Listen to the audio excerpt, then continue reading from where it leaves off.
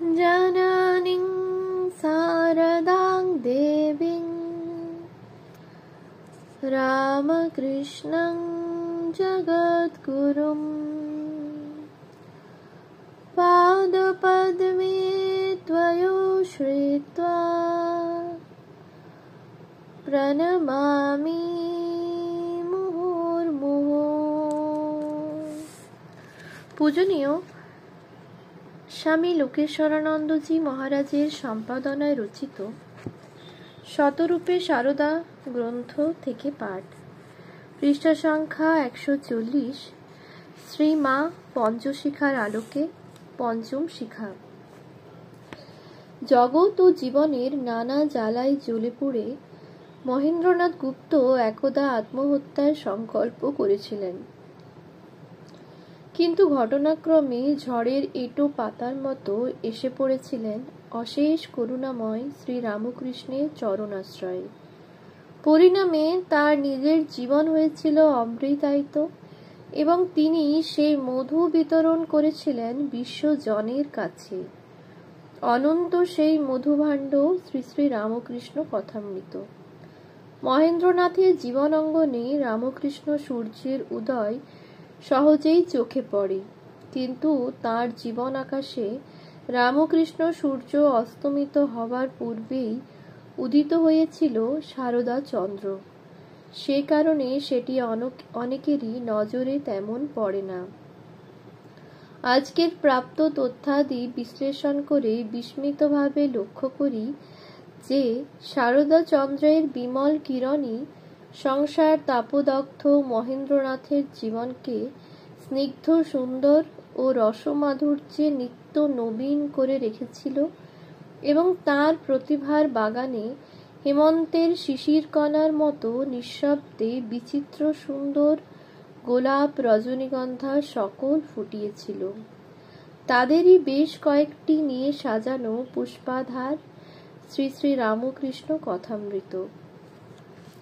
শ্রী রামকৃষ্ণের নরলীলার কালে শ্রী শ্রী মা প্রায় অসূর্যম্পশ্যা ছিলেন, বিশেষত পুরুষ ভক্তদের কাছে। কিন্তু শ্রী রামকৃষ্ণের সঙ্গে প্রথম সাক্ষাতের 7 মাস পরে মহেন্দ্র তাঁর রোজনামচার শিরোনামায় লিখেছেন, শ্রী শ্রী গুরুদেব শ্রী শ্রী মা চরণ ভরসা। মহেন্দ্র কৈশোরে তাঁর গর্ভধারিণী জননীকে হারিয়েছিলেন। মাতৃগত প্রাণ মহেন্দ্রের ধারণা হয়েছিল যে তাঁর আপন জননী শ্রী শ্রী মায়ের রূপ ধরে তাঁর জীবনে আবির্ভূত হয়েছিলেন। মহেন্দ্র গৃহিণী নিকুঞ্জ দেবীর ছিল শ্রী শ্রী মায়ের কাছে যাতায়াত। নিকুঞ্জ দেবী তাঁর বড় ছেলেটির মৃত্যু শোক সামলাবার জন্য শ্রী শ্রী মায়ের নিকট কিছুকাল বাস করেছিলেন। তার মুখ থেকেই শুনেই মহেন্দ্র শ্রী শ্রী মায়ের ঘরোয়া জীবনের প্রত্যহ দিনচর্যার পরিচয় লাভ করেছিলেন এবং বিশ্বব্যাপী তাঁর অপার সন্তান স্নেহের অমল করুণাধারা প্রবাহের সামান্য ধারণা করতে পেরেছিলেন। শ্রী রামকৃষ্ণদেবের লীলাবসানের পর মহেন্দ্রের বিশ্বভুবন ভেঙে গুড়িয়ে গিয়েছিল। সেই সময়ে শ্রী শ্রী মা রামকৃষ্ণ ভাবরঞ্জিতাকারা গুরুশক্তি রূপে আবির্ভূত হয়েছিলেন মহেন্দ্রের চেতনার পীঠস্থানে। 2 বছরের মধ্যে নিকুঞ্জ দেবী তাঁদের পরিবারের মধ্যে সর্বপ্রথম শ্রী শ্রী মায়ের কাছে মন্ত্রদীক্ষা লাভ করেন এবং তারপর পরিবারের অনেক ব্যক্তি শ্রী শ্রী মায়ের কৃপা লাভ করেন। এমনকি মহেন্দ্রও শ্রী শ্রী মায়ের মন্ত্রদীক্ষা লাভ করে ধন্য হন। উৎস: শ্রী শ্রী সারদা দেবী, ব্রহ্মচারী অক্ষয় চৈতন্য, ক্যালকাটা বুক হাউস, কলিকাতা, 8ম সংস্করণ, 1388, পৃষ্ঠা 87, পাদটিকা। 1888 খ্রিস্টাব্দে 6ই অক্টোবর 21শে আশ্বিন 1295 মহেন্দ্রের পৈতৃক বাড়ি, যা বর্তমানে কথামৃত ভবন নামে পরিচিত, সেই বাড়ির তেতলায় ছাদ সংলগ্ন ছোট্ট ঘরটিতে শ্রী শ্রী মা নিজের হাতে মঙ্গল ঘট স্থাপনা করেছিলেন এবং শ্রী রামকৃষ্ণের পট প্রতিষ্ঠা করে নিত্য পূজার প্রবর্তন করেছিলেন। মহেন্দ্র শ্রী শ্রী মাকে সেবা করেছিলেন সাক্ষাৎ জননীর মতো। গুরুপ্রসাদ চৌধুরী লেনের পৈতৃক বাড়িতে, কলুটোলাস্থ 51 নম্বর ভবানী দত্ত লেনের বাড়িতে, 2 নম্বর হেমকর লেনের বাসায় তিনি শ্রী শ্রী মাকে রেখে সেবা যত্ন করেছিলেন। ঠাকুরের নির্দেশ অনুযায়ী শ্রী শ্রী মা কামারপুকুরে তখন শাক বুনে ও ছেঁড়া কাপড় গিট দিয়ে পরে দিন যাপন করছিলেন। শ্রী শ্রী মায়ের এই দারিদ্র ও দৈন্য দুর্দশার খবর কলকাতায় ভক্তদের মধ্যে প্রথম প্রচারিত হয় ভক্ত বলরামের স্ত্রীর মাধ্যমে। শ্রী শ্রী মায়ের এই দৈন্য দশা ভক্তদের যেন আত্মগ্লানির চাবুক মারে ও ভক্তগণ সচেতন হয়ে ওঠেন এ সম্পর্কে। অনেকেই এই সময়ে মাতৃদুঃখ মোচনে তৎপর হয়ে ওঠেন। সেই সময় থেকেই মহেন্দ্র শ্রী শ্রী মায়ের সেবার জন্য প্রতি মাসে কিছু টাকা পাঠাতে শুরু করেন। এই প্রসঙ্গে শ্রী শ্রী মায়ের একটি উক্তি স্মরণ করা যেতে পারে। মা বলছেন, মাস্টার মহাশয় আমাকে জয়রামবাটিতে বাড়ি টাড়ি করতে প্রায় 1000 টাকা দিয়েছে।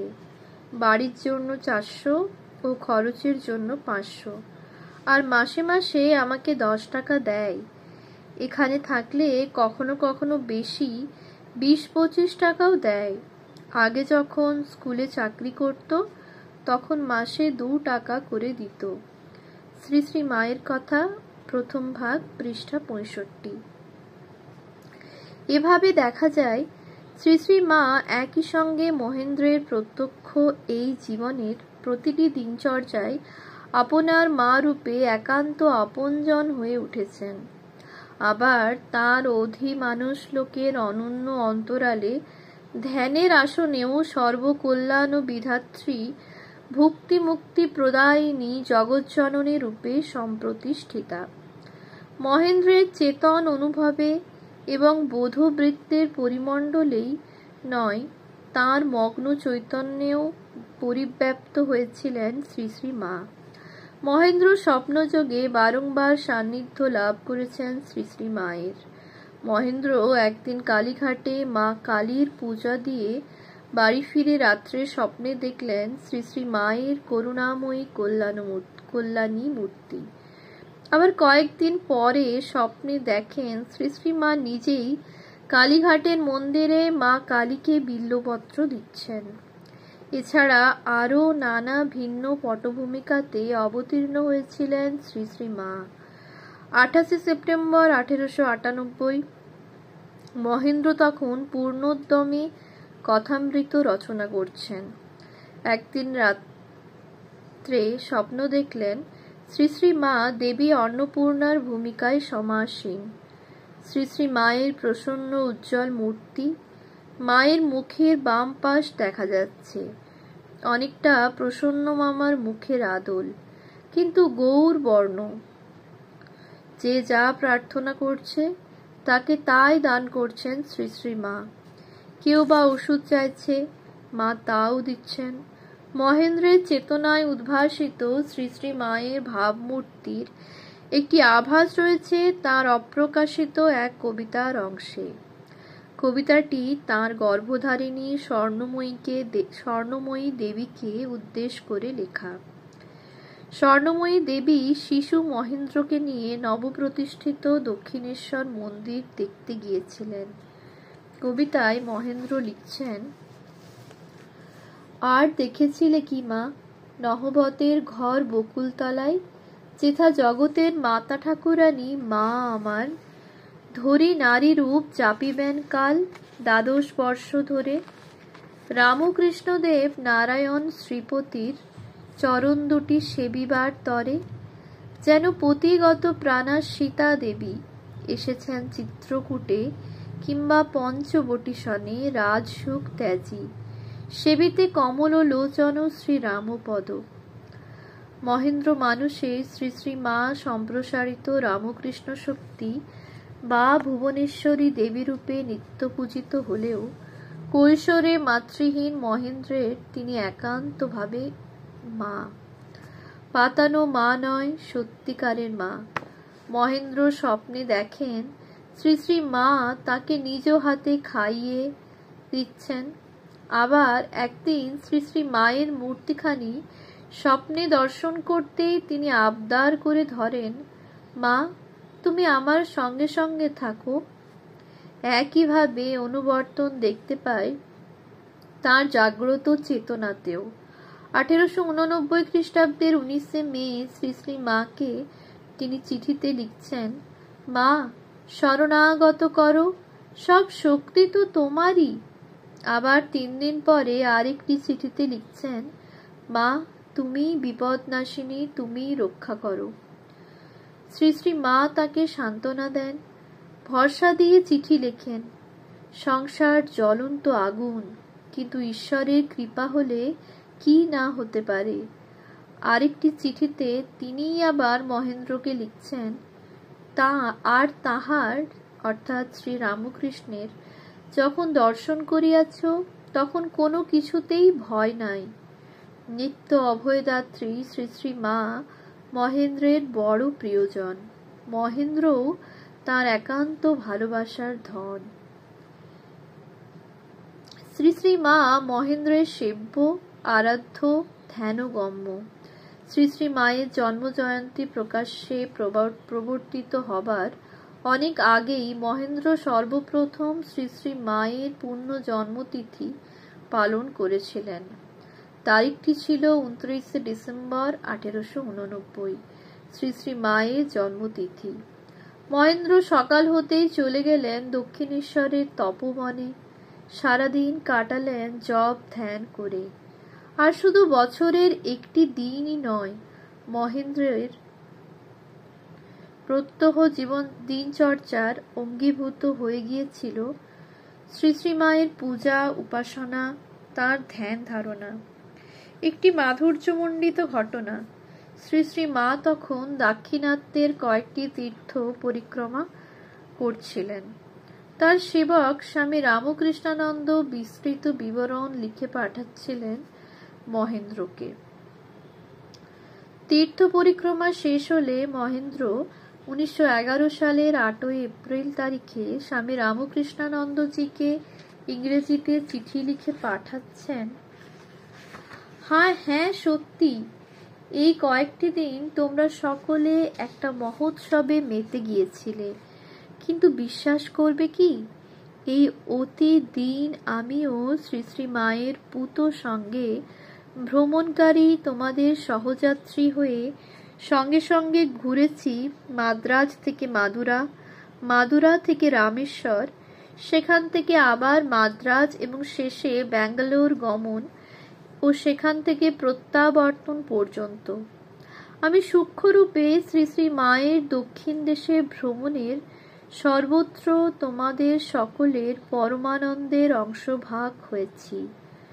এভাবে মহেন্দ্র তার দিনচর্চার প্রতিটি মুহূর্তে, শয়নে স্বপনে জাগরণে শ্রী শ্রী মায়ের পবিত্র সান্নিধ্য লাভ করে নিজের হৃদয়ে একটি শান্তির মঙ্গল ঘট স্থাপন করেছিলেন। মহেন্দ্রের কথামৃত দুরূহ ব্রত পালনের ক্ষেত্রেও শ্রী শ্রী মায়ের ভূমিকা ছিল অনন্য স্বতন্ত্র। যদিও অন্তরালবর্তিনী শ্রী শ্রী মা এখানেও সাধারণ মানুষের দৃষ্টির বাইরে থেকে গেছেন, লোকচক্ষুর অগোচরে থেকেই মহেন্দ্রের কথামৃত রচনার পশ্চাতে শ্রী শ্রী মায়ের অসাধারণ শ্লাঘ্য ভূমিকা। মহেন্দ্র তাঁর রোজ নামচাতে সংগৃহীত শ্রী শ্রী রামকৃষ্ণের বাণী সংকলন করে তৈরি করলেন একটি পাণ্ডুলিপি। 11 জুলাই 1888 রথযাত্রার দিন মহেন্দ্র তাঁর পাণ্ডুলিপিটি নিয়ে উপস্থিত হলেন শ্রী শ্রী মায়ের কাছে, বেলুড়ে নীলাম্বর বাবুর বাগানবাড়িতে। পাণ্ডুলিপির পাঠ শুনে শ্রী শ্রী মা মহেন্দ্রের এই সারস্বত প্রয়াসের ভূয়সী প্রশংসা করলেন। দেখা যায় মহেন্দ্র আবার শ্রী শ্রী মাকে তার পাণ্ডুলিপির একাংশ পড়ে শুনিয়েছিলেন 1890 খ্রিস্টাব্দের 15 মার্চ তারিখে। শ্রী শ্রী মা তখন বাস করছিলেন ২ নম্বর হেমকর লেনে মহেন্দ্রের কাছেই। এভাবে শ্রী শ্রী মায়ের সমর্থন, উৎসাহ, প্রবর্তনা ও আশীর্বাদ লাভ করে মহেন্দ্র প্রকাশ করলেন ছোট্ট একটি পুস্তিকা, পৃষ্ঠা সংখ্যা মাত্র ২০। এই গ্রন্থেরই ৩য় সংস্করণের প্রকাশকাল ১৮৯২। সাধু মহীন্দ্রনাথ গুপ্তের নিকট হইতে উপাদান সংগ্রহ করে জনৈক সচ্চিদানন্দ গীতরত্ন পরমহংসদেবের উক্তি প্রকাশ করেন। প্রকাশক রূপে ঘোষিত সচ্চিদানন্দ গীতরত্ন দ্বিধাগ্রস্ত মহেন্দ্রনাথের ছদ্মনাম। এই পুস্তিকা পাঠ করেই স্বামী বিবেকানন্দ মহেন্দ্রনাথকে লক্ষ সাবাস জানিয়েছিলেন। ওম শান্তি শান্তি শান্তি। হরি ওম তৎসৎ। শ্রীরামকৃষ্ণার্পণমস্তু।